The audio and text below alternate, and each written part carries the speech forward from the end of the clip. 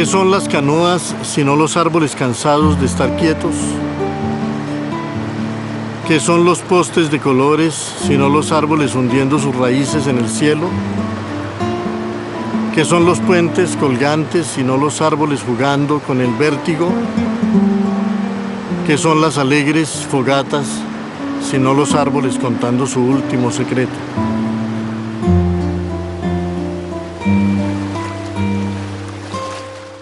Soy William Ospina, escritor colombiano.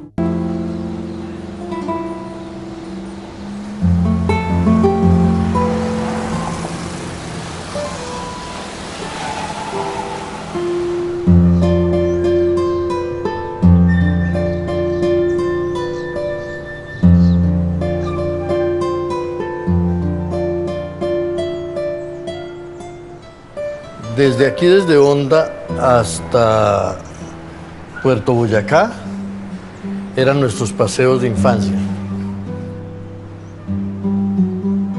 Incluso mi padre tenía un amigo en el Magdalena Medio y yo le conté una vez a una amiga en Francia que nosotros salíamos de nuestra casa en Fresno, veníamos en un campero hasta La Dorada.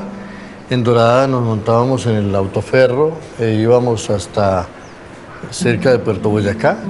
En Puerto Boyacá nos íbamos en una canoa por el río Ermitaño, entre un montón de troncos, bajando ya por la selva. Era una selva muy virgen. Y después hacíamos a caballo como las 2 horas finales del viaje por la llanura. Y mi amiga escribió en su diario 4 medios de transporte para visitar a un solo amigo.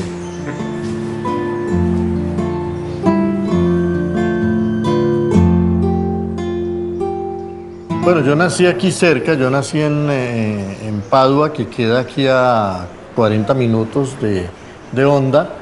Siempre pertenecía a una cultura de la cordillera, pero todos sentíamos y todos sentimos en esa región la vecindad de la llanura y la vecindad del río. Entonces, bueno, buena parte de mi vida ha tenido que ver con estas aguas, con estas montañas, con estos ríos, con el Magdalena. Y también a partir del momento en que empecé a escribir novelas, volví a encontrarme con el río por todas partes. Volví a encontrarme con el río en los viajes de Ursúa, volví a encontrarme con el río entre los que iban además a buscar el Amazonas, que es el otro río que nos desvela a todos en Colombia. No hay paso que yo dé que no me conduzca hacia el río, ¿no? Y en el que el río no me hable y no tenga historias que contarme.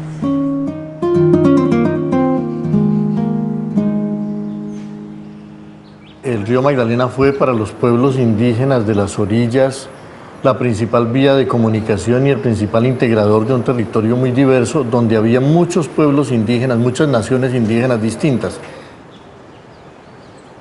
Fue la región de los pueblos indígenas más bravos, más valientes, más enamorados de la independencia, que son los que fueron exterminados primero. Y fue a la llegada de los españoles la principal vía para entrar tierra adentro, para entrar en el territorio.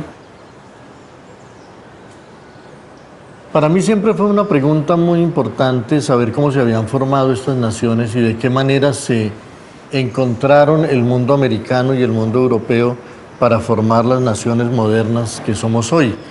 Y aquí no se ha recorrido literariamente mucho esa época.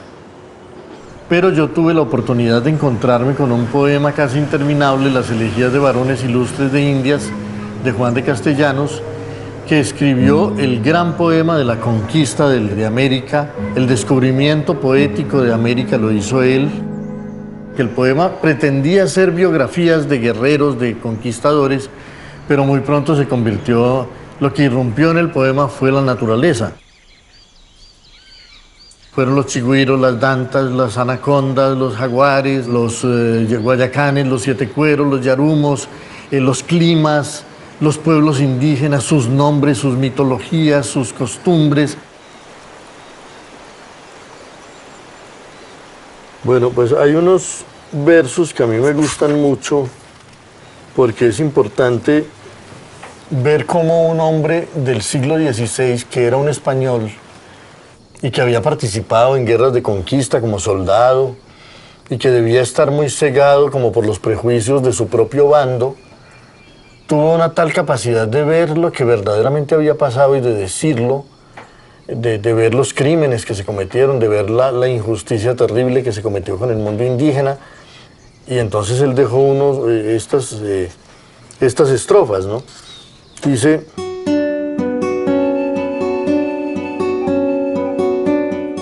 verás incendios grandes de ciudades en las partes que menos convenía. Verás abuso grande de crueldades en el que mal ninguno merecía. Verás talar labranzas y heredades que el bárbaro sincero poseía, y en su reinado y propio señorío guardarse de decir es esto mío. Y así fue que los hombres que vinieron en los primeros años fueron tales que sin refrenamiento consumieron innumerables indios naturales. Tan grande fue la prisa que les dieron en uso de labranzas y metales, y eran tan excesivos los tormentos que se mataban ellos por momentos. Lamentan los más duros corazones en islas tan ad plenum abastadas, de ver que de millones ya no se vean rastros ni pisadas, y que tan conocidas poblaciones estén todas barridas y asoladas, y de estos no quedar hombre viviente que como cosa propia lo lamente. Los pocos vaquianos que vivimos todas aquestas cosas contemplamos, y recordándonos de lo que vimos, y como nada queda que veamos, con gran dolor lloramos y gemimos, con gran dolor gemimos y lloramos.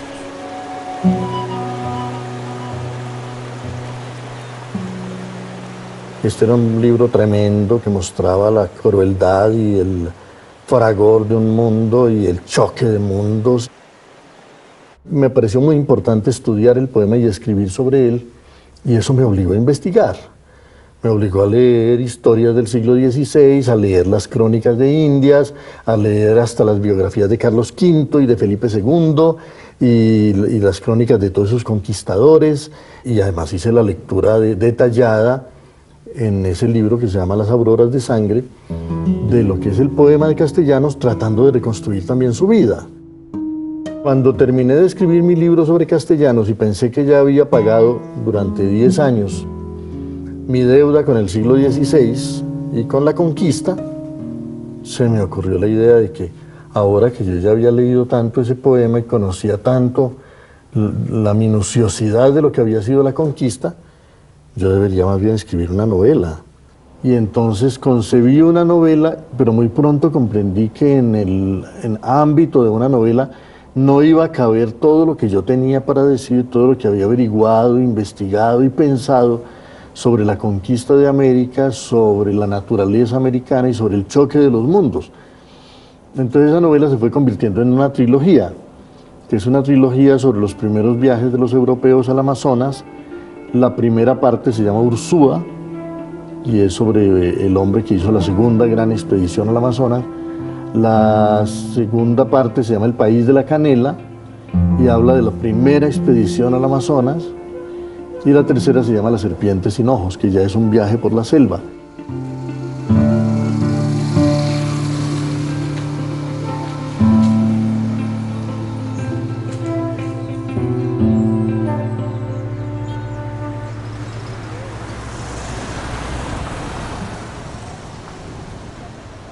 Cada una de esas 3 novelas sobre el Amazonas tiene un carácter particular. Ursúa es una novela sobre Colombia, porque este personaje, Pedro de Ursúa, que llegó aquí en 1840, 43, llegó muy joven, tenía 17 años cuando llegó, y poco después llegó un tío suyo como juez de residencia, y ese fue el primer juez que unificó el territorio. O sea, bajo esa familia se bocetó, se dibujó por primera vez lo que habría de ser Colombia. En Colombia había 120 naciones indígenas dispersas por un territorio muy diverso. El desierto de La Guajira no se parece a la Sierra Nevada, que está al lado, y eso no se parece a la región de las Ciénagas, que está al lado, y eso no se parece a la selva lluviosa del Chocó o a las montañas de Antioquia. Muchos países había, ¿no? el país era eso y solo cuando llegó España nació como la idea de unificarlo y cuando llegó Miguel Díaz de Armendáriz y Pedro de Ursúa, lo que eran unas gobernaciones inicialmente, la de Santa Marta, la del Pacífico, de San Juan se llamaba, la de Popayán y el nuevo reino de Granada, quedaron como bajo un solo poder, que fue el poder de este juez. Entonces Ursúa, para mantener el poder de su tío, empezó a librar guerras por todo el territorio y configuró por primera vez como el ejemplo de ese guerrero colombiano que desde entonces no hemos podido hacer desaparecer del territorio. Eric Hobsbawm, un gran historiador inglés, decía que la presencia de hombres armados forma parte natural del territorio colombiano como las colinas y los ríos. Y eso, pues, es triste que se diga eso. Yo creo que no es tampoco una condena definitiva, pero Colombia ha sido así.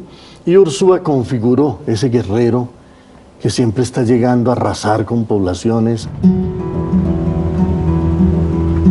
Entonces configuró esa especie de paramilitar que en Colombia ha existido siempre, muy temprano, en pleno siglo XVI, y digamos que al avance de la cabalgata de Pedro de Ursúa es posible ver detrás de él el territorio, porque él estuvo en todas partes. Y tal vez por eso me apasionó tanto ese personaje, porque me parece que su barbarie y su movilidad permitía mostrar como una imagen inicial del territorio.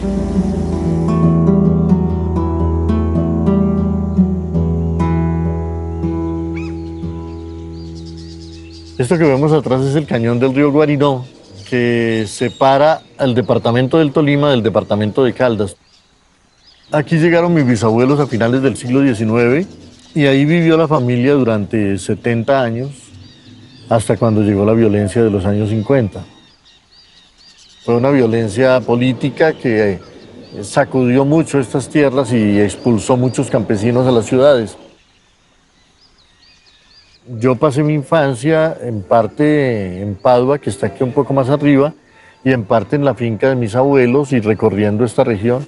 Así que esta región me es muy familiar y es el escenario de la novela Guayacanal, que cuenta no solo la historia de la familia durante esos 70 años, sino también cómo se dio la colonización antioqueña, la ocupación de todas estas selvas de la parte central del país. Esto era una sola selva entonces, y la fundación del país campesino, que después casi que por un accidente, por un azar, se convirtió en el país cafetero. Esos campesinos no venían buscando tierras de cultivo, más bien venían buscando oro y se encontraron con los vestigios de las culturas que había habido antes allí, porque la conquista había destruido a los pueblos indígenas, pero debajo de estas montañas había y hay todavía muchas tumbas de indios llenas de oro. En efecto, mi bisabuelo compró esta tierra con oro que había sacado de las tumbas de los indios. De huacas, como las llaman aquí.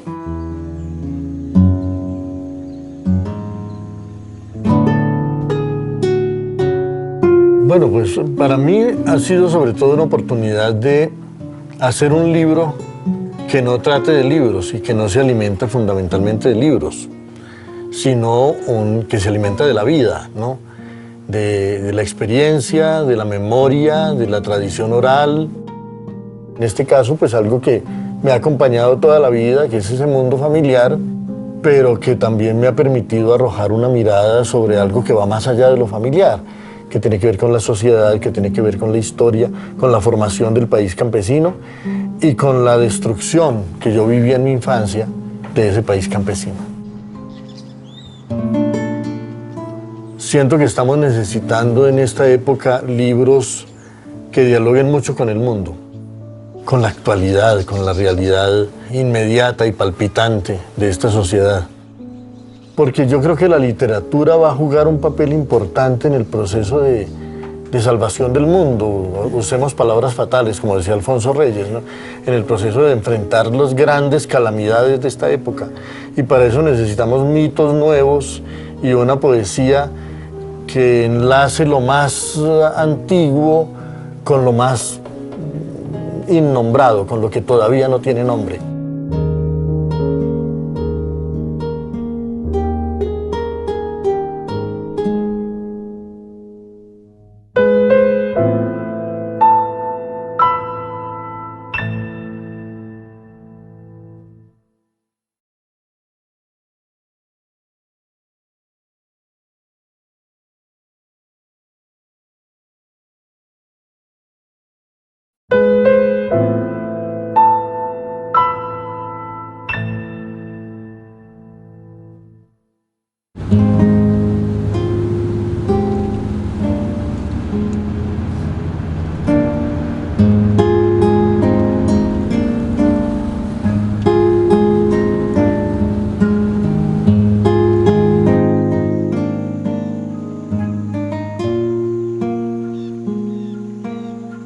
Nací en un pequeño pueblo del norte del Tolima que se llama Padua, que queda entre Fresno y Manizales.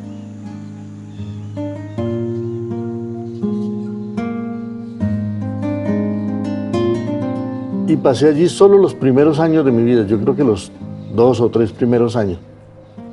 Después estábamos en plena violencia de los años 50, mi padre tenía que huir continuamente, entonces huimos hacia muchos pueblos y ciudades. Huimos una vez a Manizales, la siguiente vez a Pereira, la siguiente vez a la región del Líbano, en el Tolima, a un pueblo que se llama Santa Teresa, y después huimos a Cali cuando yo tenía 8 años. Tengo muchos recuerdos del pueblo de esos primeros años, hay una atmósfera que no se va de mi alma, y tengo muchos recuerdos de los viajes.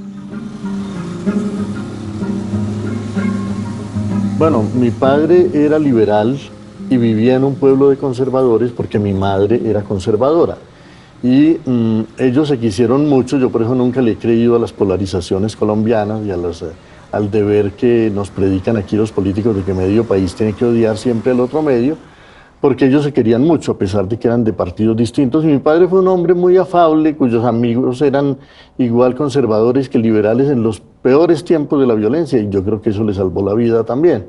Farmacéuta era su oficio, pero su pasión y su destino era ser músico y tocar la guitarra, y además cantaba muy hermoso. Habiendo vivido esos tiempos de violencia tan terribles, él pasó por esa violencia cantando. Y nunca lo vi perder la alegría, y la vida le concedió la suerte de que cantó y tocó guitarra desde los 10 hasta los 90 años.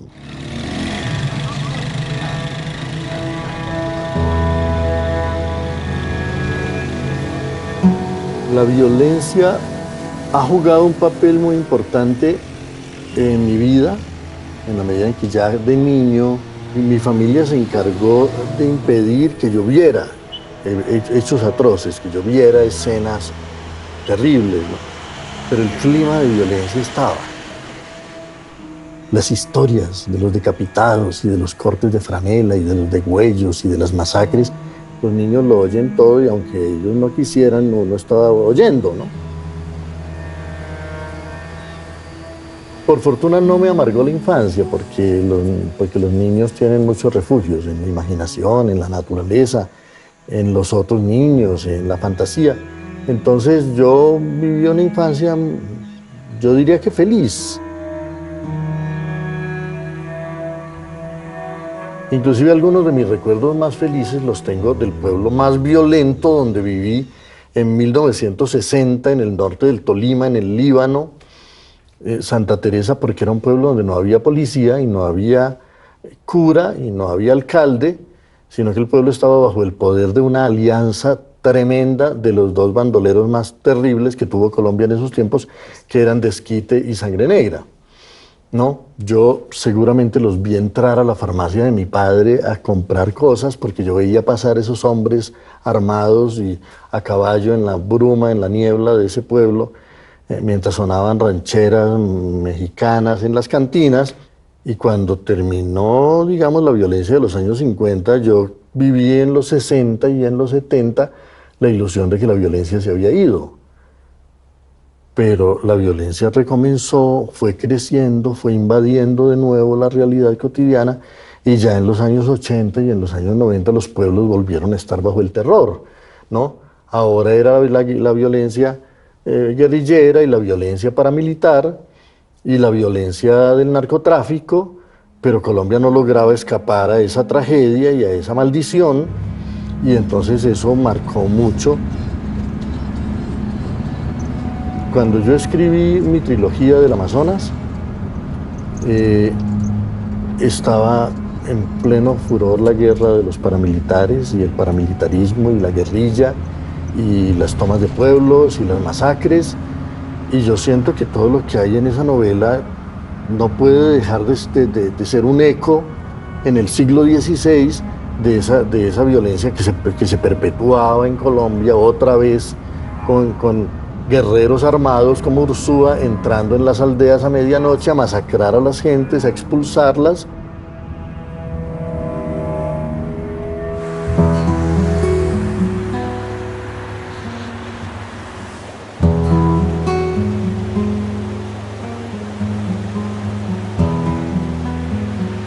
Este es el río Lagunilla que baja desde el volcán del Ruiz. Hace 35 años se calentaron los glaciares y se derritieron los hielos y bajó una avalancha por este cañón desde allá arriba, desde la montaña, y arrasó con todo el pueblo de Armero. Pasó en una noche y mató a 25.000 personas de las 40.000 que había en el pueblo.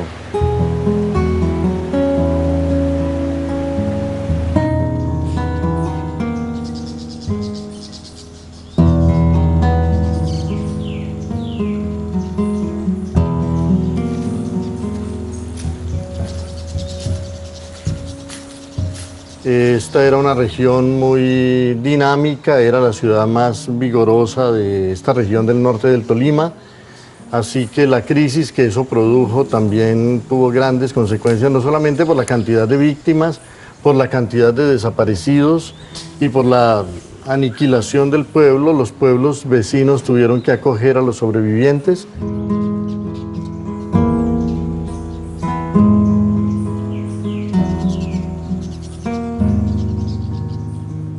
Y bueno, yo pasaba por aquí en mi infancia cuando venía de la región de Padua y del norte del Tolima hacia la región del Líbano, donde vivimos en una época en los tiempos de la violencia.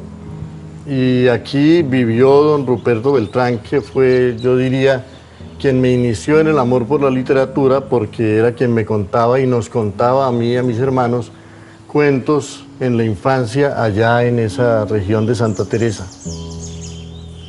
Yo vine a buscarlo una vez en el año 83 y ya descubrí que había muerto.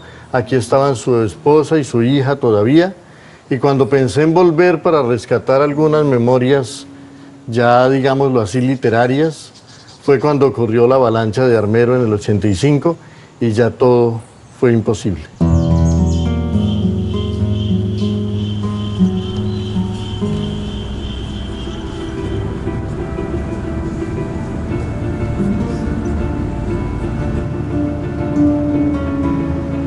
Pronto empezará a hacer frío. Como ya nos quejamos del calor, pronto nos quejaremos del frío.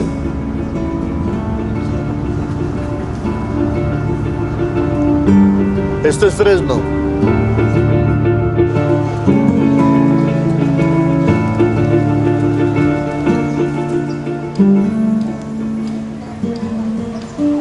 Bueno, a mí en mi adolescencia me gustaba mucho leer. Y al final de mi adolescencia, cuando todavía vivía en Fresno, en el Tolima, empecé a escribir poemas en mis cuadernos. Me sorprendió porque pues sí me gustaba la poesía, pero no me veía a mí escribiendo versos, era algo que casi se me imponía. Y entonces los escribía y los escondía porque no me sentía bien como que se descubriera ese secreto. Era un capricho, algo que hacía ahí furtivamente, que necesitaba hacer. Yo no lo sabía, pero iba descubriéndolo, hasta que llegó el día en que tuve conciencia de que eso era lo que me gustaba hacer y que tal vez ese sería mi destino.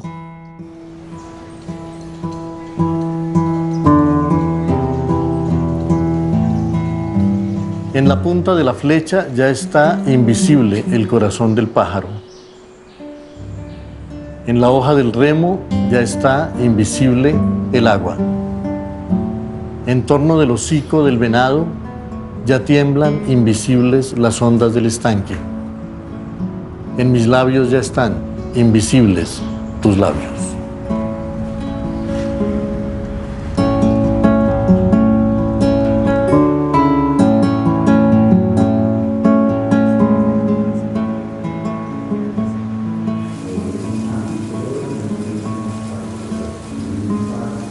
Me gusta mucho estar aquí recordando a García Márquez en este Centro Cultural del Fondo de Cultura Económica, que fue dedicado a él, el Centro García Márquez, porque fue hecho por Rogelio Salmona, que es el mejor arquitecto de Colombia, y en la zona más antigua, más tradicional de la ciudad. Es un sitio muy bello, es muy grato.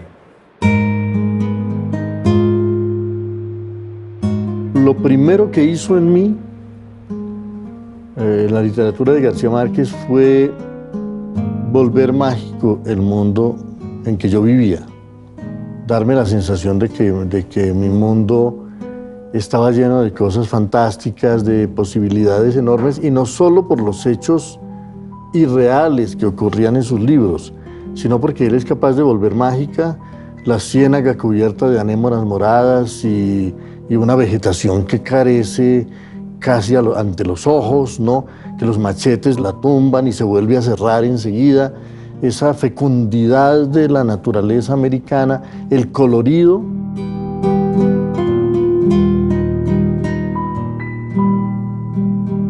Su voz quiso y logró traducir a la América Latina de una manera nueva, que la América Latina es no solamente un territorio muy complejo, sino varias humanidades que convergieron aquí. El mundo europeo, el mundo indígena que venía del Asia hace 20.000 años, pero que se aclimató a estas selvas, y el mundo africano. García Márquez no es concebible sin un diálogo entre esos tres mundos, ¿no? Pero también García Márquez es digamos, el primer escritor, yo diría que no solamente colombiano, sino casi latinoamericano, que deslumbró al mundo y que puso al mundo entero a mirar hacia esta cultura y le reveló un costado de la realidad que la gente no conocía con esa complejidad. Después uno mira y ve que García Márquez viene de Rubén Darío, viene de Alfonso Reyes, viene de muchos autores colombianos, viene incluso de Jorge Luis Borges y sin duda de Pablo Neruda, y que también está sintetizando un continente.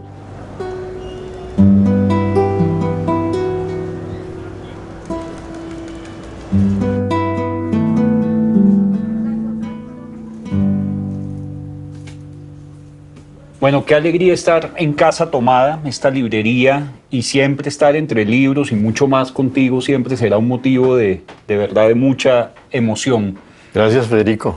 No. Muchas gracias. William, empieza una relación con García Márquez muy cercana, muy entrañable, de mucha admiración de García Márquez hacia ti.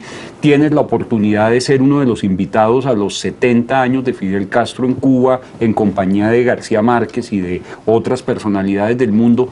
Háblanos un poco de cómo fue este encuentro precisamente con García Márquez, con una figura pues, de la estatura histórica de Fidel en Cuba.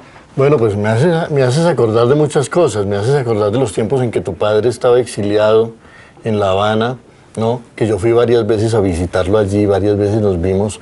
El parentesco de tu padre con García Márquez es algo que yo no conocía inicialmente. Solo entonces me di cuenta de que ellos eran primos y de que ustedes, pues, de que tú eres del linaje de los Buendía, ¿no?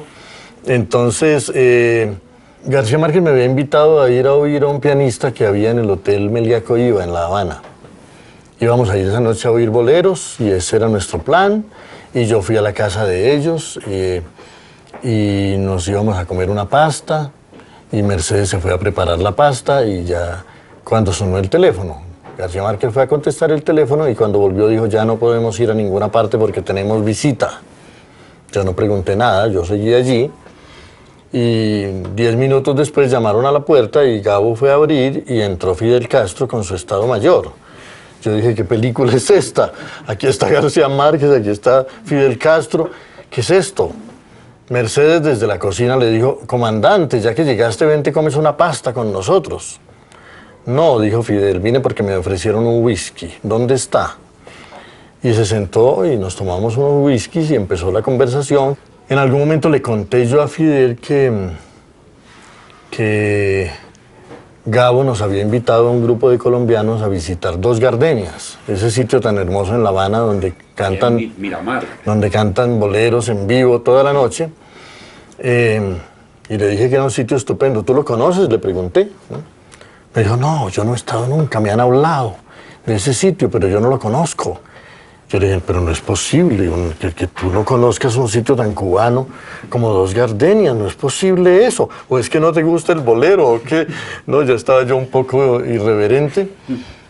Y entonces la respuesta fue muy sorprendente, ¿no? Porque él se asustó un poco de que yo le dijera que si no le gustaba el bolero. Entonces dijo, claro que me gusta. Y se paró así, que tenía como 2 metros de alto, y empezó, aquellos ojos verdes, serenos como un lago, y cantó, ¿no? Aquellos ojos verdes, y con lo cual me demostró que sí era caribeño, ¿no? Y bueno, entonces fue un encuentro muy grato y fue por ese encuentro que después, días después, García Márquez me llamó desde La Habana a Bogotá y me dijo que Fidel me mandaba a invitar a su cumpleaños. Hay una cosa que también me conmueve de esa relación tuya con García Márquez y es, bueno, uno de esos últimos libros fue sus memorias, Vivir para contarlo, y García Márquez era un hombre muy, muy riguroso y muy quisquilloso con la exactitud de los datos, ¿no? Y yo sé que tú fuiste uno de esos pocos consultores a quien García Márquez acudía durante la escritura de este libro para preguntarle por ciertos datos o que los amigos a los que los ponía a investigar sobre ciertos aspectos para hacer verosímil la atmósfera, por supuesto, de lo que estaba contando. Cuéntanos cómo fue ese oficio de ser consultor de García Márquez. Él me dijo un día cuando estaba escribiendo sus memorias: cuando yo termine este libro, yo quiero que tú seas su lector. Y yo pues me sentí, ¿no?, muy halagado de que me dijera eso y un poco intimidado también, porque me parecía una tarea, ¿no?, compleja, ¿no? Pero después no me volvió a hablar del tema y pasaron los meses y pasó el tiempo. Y yo dije, bueno, Gabo me lo dijo, no pasó nada. Hasta que un día me llamó de México y me dijo, acabo de terminar el libro, ¿cuándo vienes a leerlo?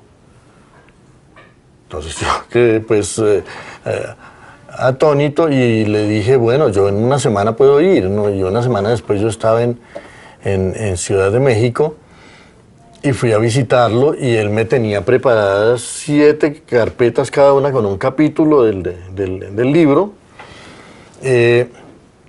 para que yo lo leyera y le hiciera comentarios, ¿no? Y Gabo poco antes había tenido el episodio de su linfoma y había estado muy enfermo. Digamos, cuando ya llevaba más de la mitad del libro escrito. Y en algún momento yo había hablado con él y él me dijo que en algún momento de su enfermedad, eso fue como en el año 99, él había sentido que tal vez no iba a poder volver a escribir. Entonces yo sé que él tenía ese temor, el temor de que de pronto, después de su episodio, no iba a ser igual, ¿no?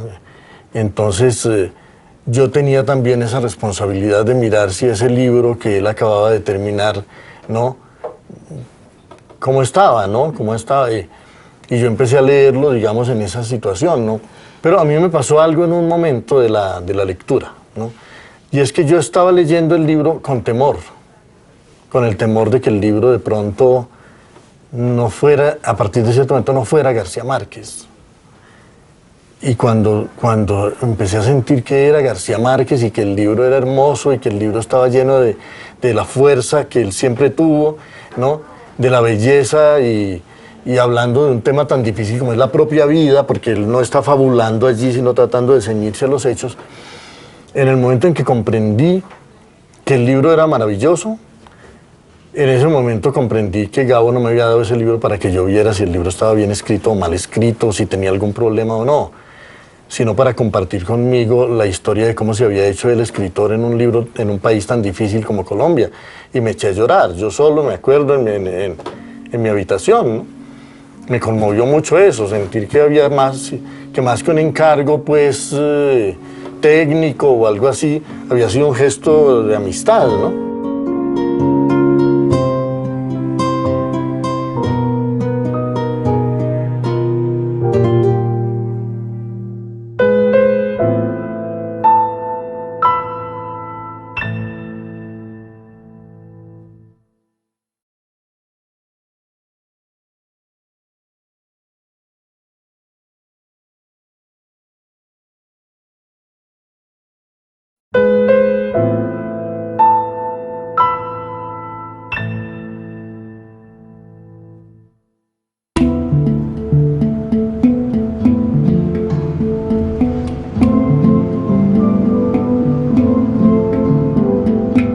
García Márquez pudo haber sido solamente un novelista del litoral del Caribe y difícilmente habría podido ser el novelista de Colombia, que es un país tan diverso, que tiene el Caribe, por supuesto, pero que tiene también el Pacífico, que tiene el Orinoco, que tiene la cordillera de los Andes y que tiene el Amazonas. De 5 regiones distintas del continente se conjuntan en Colombia como país.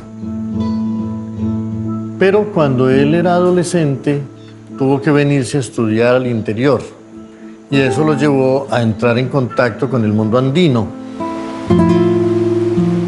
Y por supuesto, el punto de enlace fue el río Magdalena, porque él tuvo que embarcarse desde Barranquilla en un vapor cuando tenía 13 años, solo por el río, y ver el río Magdalena como era en esos tiempos, con todos esos caimanes, con toda esa fauna equinoccial. Eso marcó mucho su vida hasta el punto de que 2 momentos definitivos de la obra de García Márquez tienen que ver totalmente con el río Magdalena y con el recuerdo de esas navegaciones de su infancia. La parte final de El amor en los tiempos del cólera, cuando los enamorados que se han buscado la vida entera y solo al final de la vida se encuentran, empiezan a navegar por el río y a vivir su luna de miel tardía en ese río que para García Márquez era su infancia misma y sus recuerdos más extraños de la infancia. Y por otra parte, su libro El general en su laberinto, sobre Bolívar, porque fue aquí en Honda donde se embarcó Bolívar ya en su viaje final hacia el Caribe, ya enfermo y ya pues rechazado por las naciones a las que él había liberado, rechazado por los generales a los que él había formado.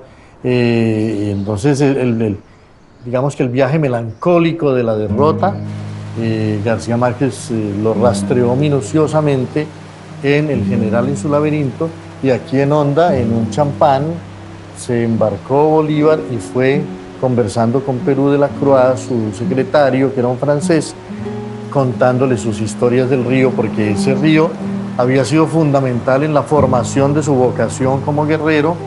Fue el río de sus grandes hazañas, pero también el río de su agonía melancólica.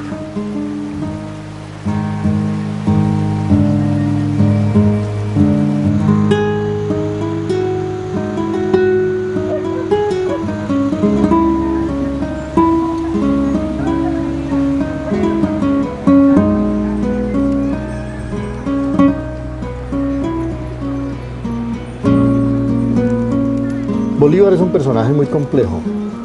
Fue un gran romántico, ¿no? Su manera de vivir, su manera de amar, su resistencia inaudita y una voluntad que yo creo que no se conocía en este continente antes de él, ¿no?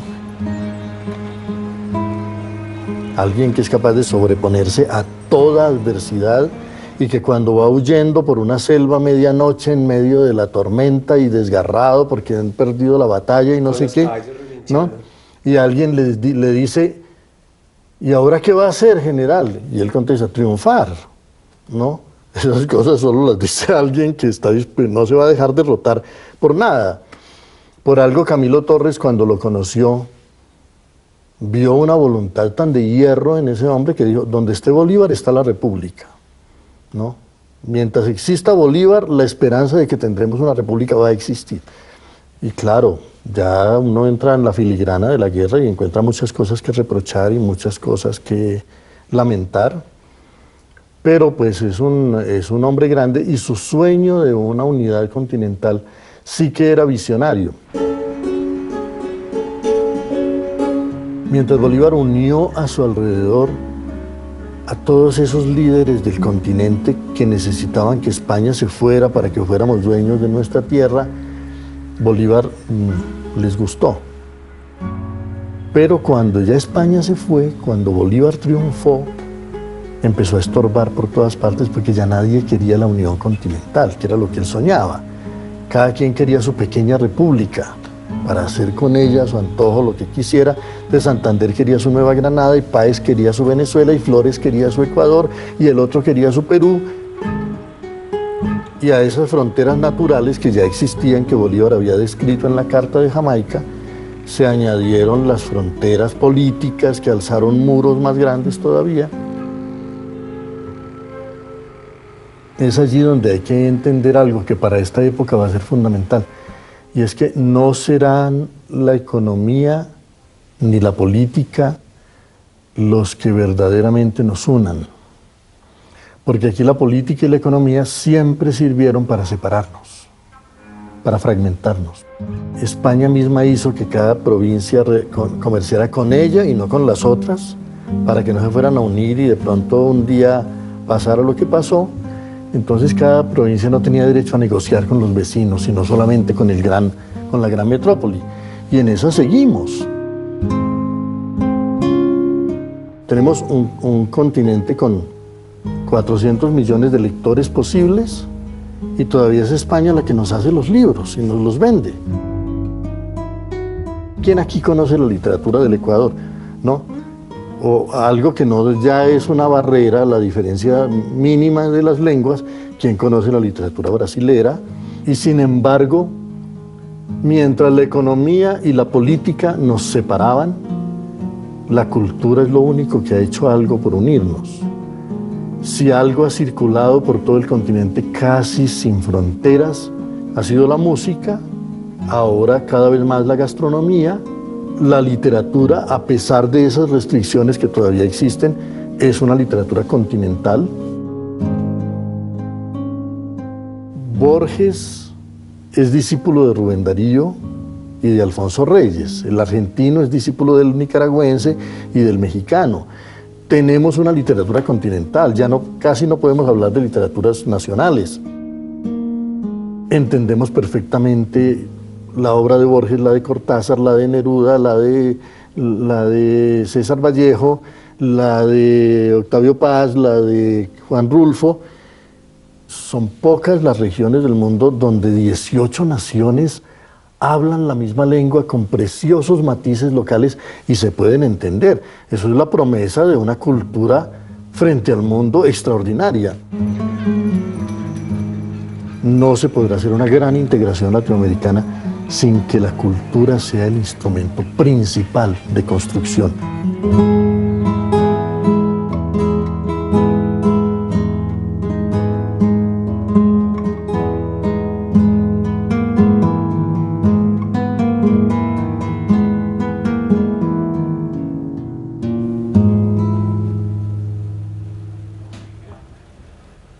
¿Cómo ese espíritu romántico inspiró precisamente a América, inspiró esas luchas de independencia en América? ¿De qué manera nosotros asumimos ese romanticismo? Yo mucho tiempo creí que era verdad que el romanticismo era un movimiento vital, filosófico, artístico, europeo, que después había tenido cierta influencia sobre nosotros y sobre América, hasta que habían terminado apareciendo novelas románticas en América. Ahora tengo una mirada muy distinta sobre eso. Siento que el romanticismo no fue un movimiento europeo, que el romanticismo nació fundamentalmente de un diálogo entre Europa y América, ¿no? Y que fue tan importante la presencia de América como la presencia de Europa en ese diálogo. Y lo puedo ejemplificar en dos cosas fundamentales, ¿no? El viaje de Humboldt, sin el viaje de Humboldt no habría nacido ni la geografía moderna, ni la idea del paisaje que se apoderó de todos los artistas europeos del siglo XIX. O sea, fue lo que Humboldt vio en ese viaje por las regiones equinocciales del Nuevo Mundo y que les reveló a los europeos en su libro cuando lo publicó en París en 1808 y cuando lo publicó en Londres en 1810, cuando todos se nutrieron de eso. Coleridge, Wordsworth, Byron, Shelley, Keats, Mary Shelley, todos, Julio Verne, todo el mundo se nutrió de ese viaje de Humboldt, ¿no? Descubrieron el paisaje, descubrieron la vegetación, la exuberancia, las tierras salvajes, las tierras exóticas. Por otra parte está uno de los elementos centrales del romanticismo, que es el héroe romántico, que es Byron. Pues el héroe romántico, que es Byron, está nutrido del héroe de Byron, que era Bolívar. No, Bolívar era el héroe que Byron idolatraba. Byron soñó con venirse a luchar bajo las órdenes de Bolívar por la independencia de Colombia Y si no lo hizo al final fue porque cuando ya estaba listo para viajar, después de que murió Shelley en ese naufragio terrible en la Bahía de la Especia, llegó la noticia de que Bolívar acababa de triunfar en Pichincha y Byron en el último instante cambió de rumbo y se fue con sus tropas a contribuir a la independencia de Grecia. Y murió allí y creó la leyenda del héroe romántico europeo. El barco de Byron se llamaba Bolívar, ¿no? O sea que toda la leyenda del héroe romántico byroniana fue nutrida por Bolívar, y en esa medida el romanticismo es importante verlo como un movimiento que unió a los continentes y que nutrió el sueño de la modernidad en un diálogo en las dos orillas del Atlántico.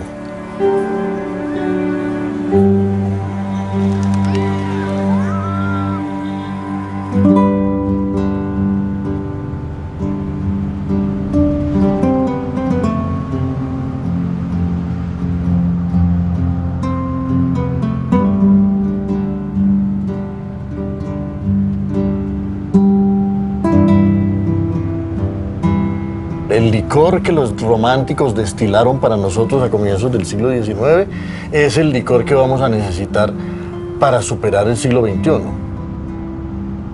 O sea, un brebaje hecho al mismo tiempo de lucidez, de razón, de pasión, de imaginación, de fantasía, de amor por la naturaleza, de amor por el peligro, por los viajes, por la aventura.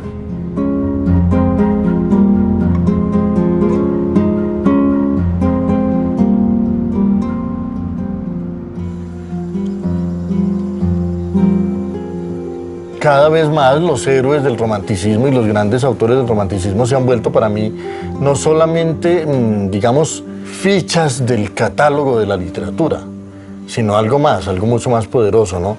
Pregoneros y profetas del porvenir, ¿no?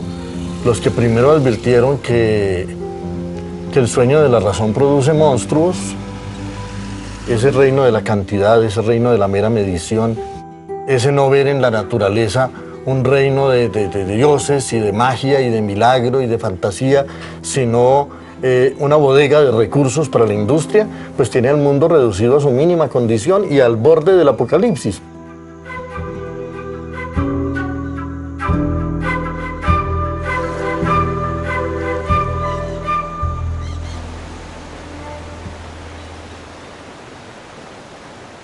Hoy que ya los manantiales están envenenados, hoy cuando los bosques son talados sin misericordia, la humanidad va a tener que reaccionar de una manera abrupta y comprender que le va la vida, porque el planeta podría seguir viviendo con lluvias de ácido sulfúrico y le importará poco. El universo está lleno de planetas así, pero si queremos salvar la vida, ¿no? Nuestra especie y las otras vidas sin las cuales nuestra especie no puede existir, empezar a preguntarse por la defensa del agua es fundamental.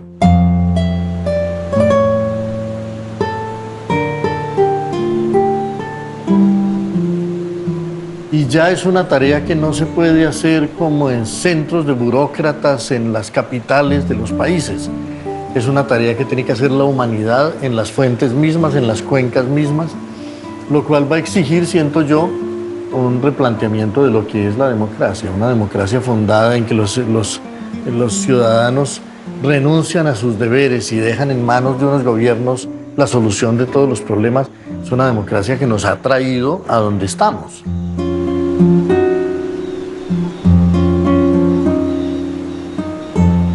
La gran aventura de esta época es irse a salvar los jaguares, las aguas y los tiburones.